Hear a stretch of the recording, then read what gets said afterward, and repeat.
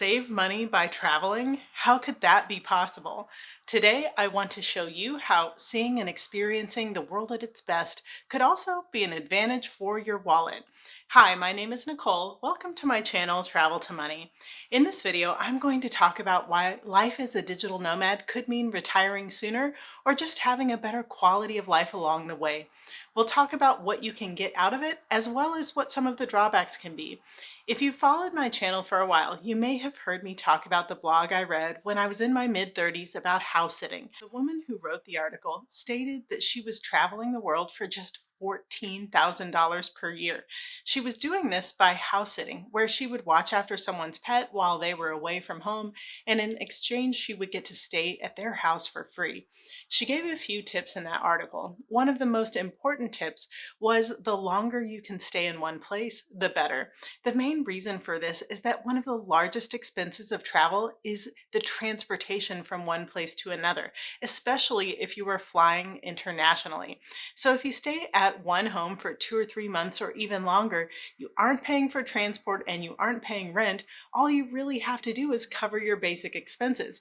You lose a lot of the benefit of this if you are still paying rent or mortgage back home. So this would be best for the true nomad or someone who is renting their home out while they're away. I'll talk more about house sitting, but if you want to take a look at some of the amazing homes where you can stay for free around the world, I'll leave a link to my favorite house sitting site in the description. And some of these homes are incredible. So assuming the cost of accommodation is covered, let's talk for a second about what those basic expenses are and how much you would need each month in order to cover them.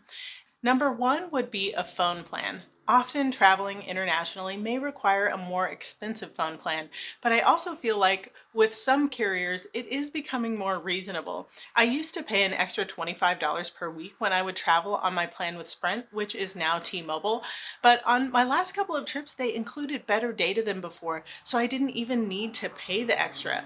Depending on how you want to set it up, you can also buy a SIM card with data in the country you are visiting. I read that Verizon recently introduced a $100 monthly international plan. That is far better than the $10 per day that they used to charge.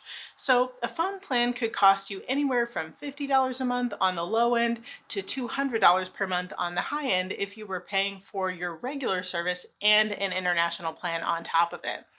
Your next expense would be various types of insurance. Let's start with health insurance. If you have standard health insurance in the US, your costs will obviously vary and will be dependent on each individual situation. But health insurance in the US usually doesn't cover expenses for health issues that you seek treatment for outside of the US. This is one of the big reasons that I became a member of a health sharing plan instead of traditional health insurance. I pay around $200 per month and I can have my needs met anywhere in the world without having to worry about any cost over $1,000. Now, if you decided to stick with regular health insurance, you may want to cover the cost of traveler's insurance that includes health.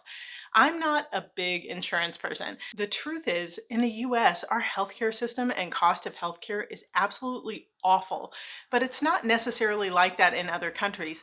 In many other places around the world, it would be very easy to pay out of pocket for any health needs that might arise.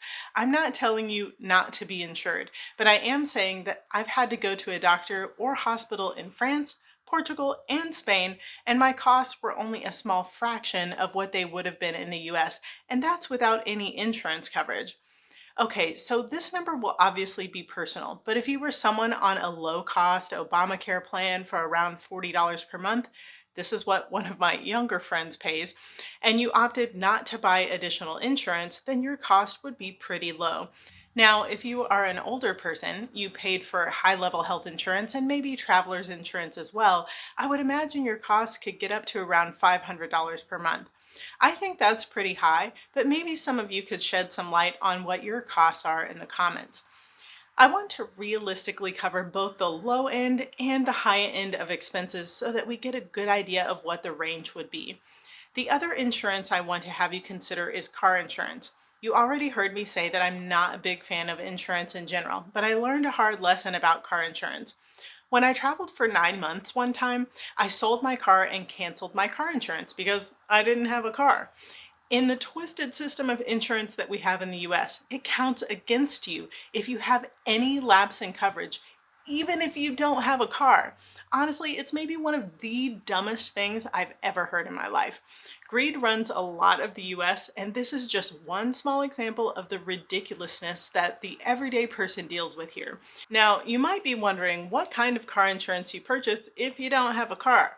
Well, they offer personal liability. You'd have to talk to each company to see what they cover, but there could be some benefit for travel or car rentals around the world. Just be sure to ask when you're receiving quotes. This should be a fraction of the cost to cover a car. If I remember correctly, the last time it cost me around $30 per month. If you do have a car and are traveling, some insurance companies like USAA may offer a stored car option. This basically covers your car for keeping it stored in a garage or other storage location. I believe this also cost me around $30 per month when I used this option for a bit. Not every insurance company offers this, so you need to do some searching to find out what's available. USAA offers this as they service military members who tend to travel quite a bit more often. I want to briefly mention other ongoing bills that would be based on debt you may have.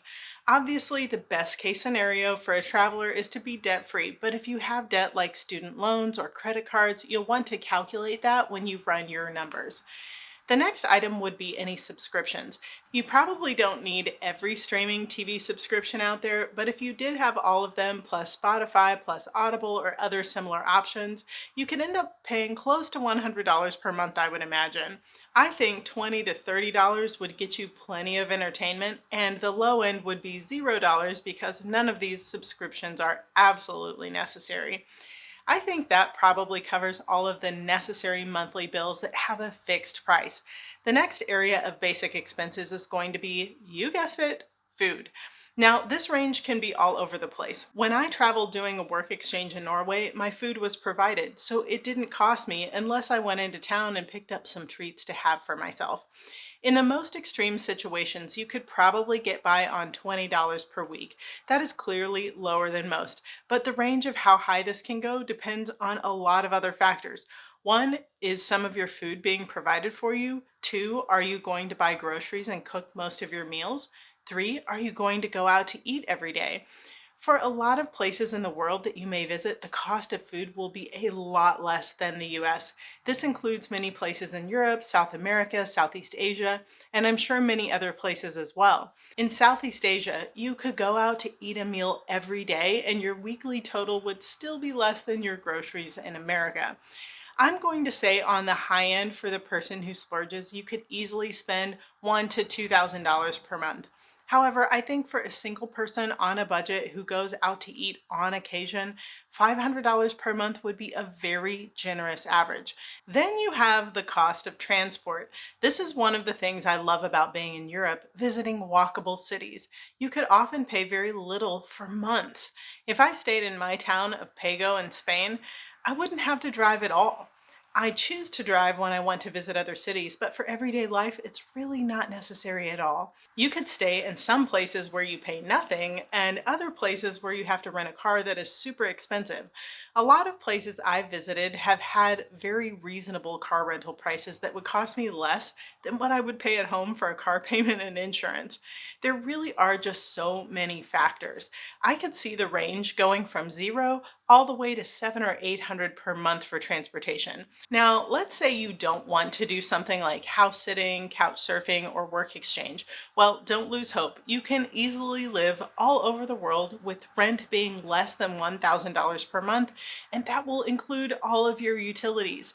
Now, there are also plenty of places that you can live for around $500 per month. Some of it depends on location, and some may also depend on the level of stay you're looking for. I'm definitely a budget Airbnb hunter, but I also care about the aesthetic of any place I stay and the amenities. For example, I want to stay in a place that has a washing machine, good Wi-Fi, and something really important for me is that it have cushioned seating. I have back problems and I can't sit on hard surfaces to do my work for long periods of time.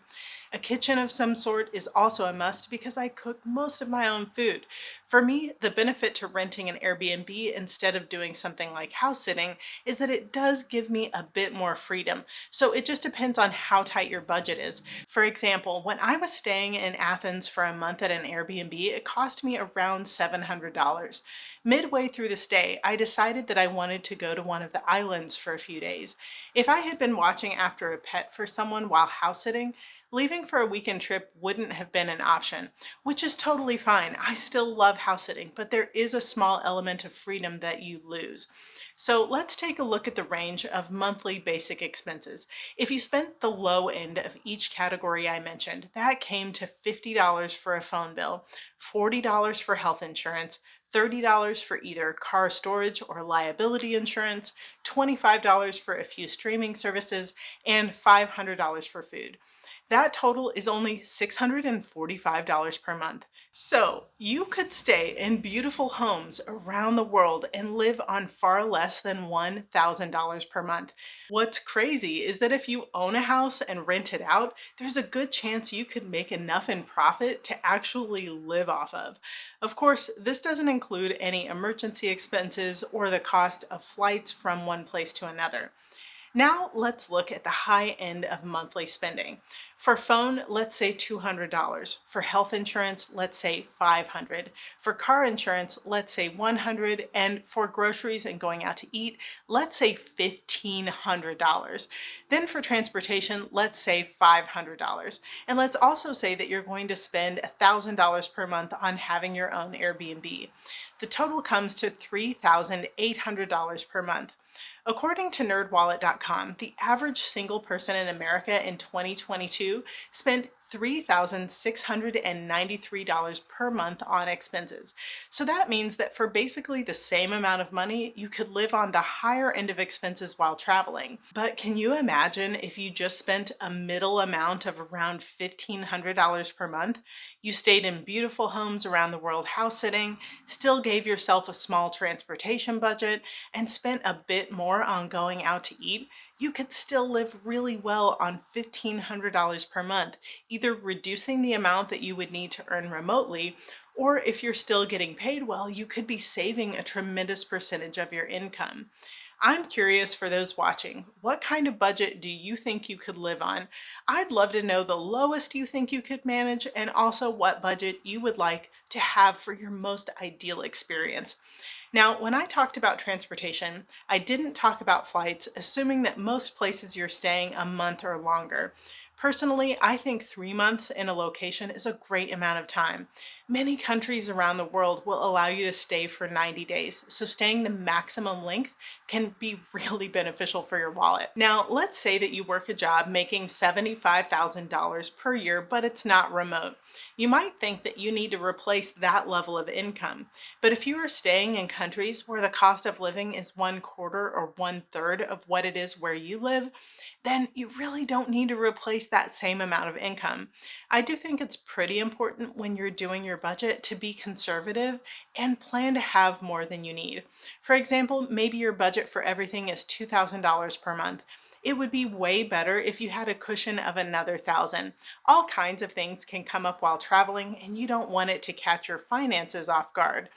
If you have that extra cushion but don't use it, you can make all kinds of other plans for that money.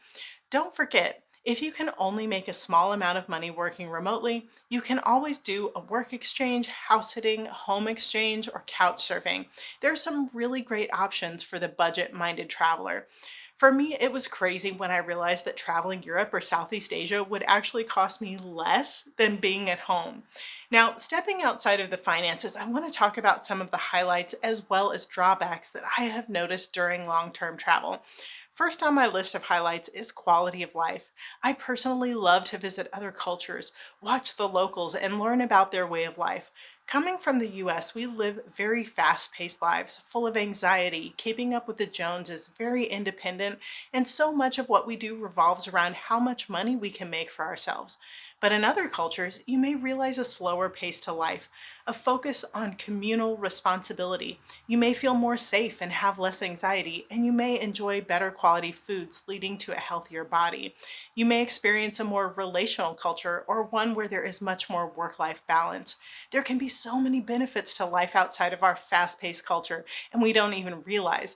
And the funny thing is, you might not even realize it while you're traveling. At first, you may be annoyed with the fact that you don't have every option at your fingertips in minutes, or that there aren't any open stores on a holiday.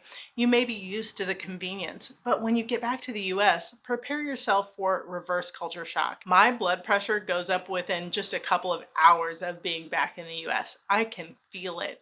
And of course, eventually you begin to adjust back to life at home. For me, I think the two highlights to being out of the US are that most of the cultures I've visited are more relational with a better work life balance. And I also really value the food in most places.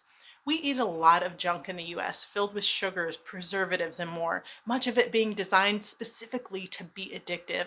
A lot of the disease problem we have here is attributed to our diets. Getting away from that and into a different environment can really be helpful in avoiding a lifestyle that leads to health problems and even early death. Now, with those positive benefits, you may also have to develop patience for cultures that don't move as fast as you are used to. But there is something really wonderful about learning to take time to stop and smell the roses. I know I want to be better at that. The only drawback I see to long term travel is probably pretty obvious, and that is time away from friends and family. There can be times when the travel life can feel lonely for sure. I personally think it's worth the occasional bit of loneliness, and I try to structure my travel to where I can still get plenty of time with friends and family at least a couple of times each year. What about you? Hey, I'd love for you to like this video and subscribe to join me every day where travel and adventure build financial freedom. I hope this video has given you food for thought and some creative ideas for building out your journey. I can't wait to see where your dreams will take you.